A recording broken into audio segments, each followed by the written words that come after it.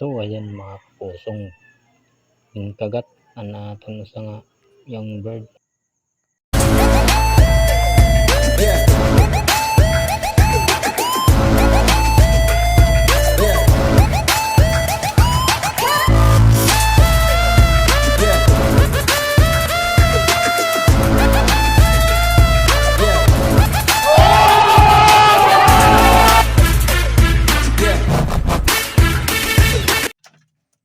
So ayan mga kapusong, yung kagat naton sa nga yung bird. Nag-iing ka yung kuhanan niya kagabi.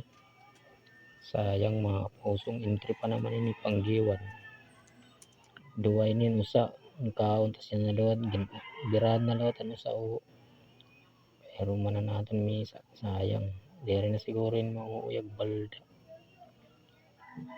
nako ng tiil tapi ang sayang dere na ni mauuyag mga kapusong.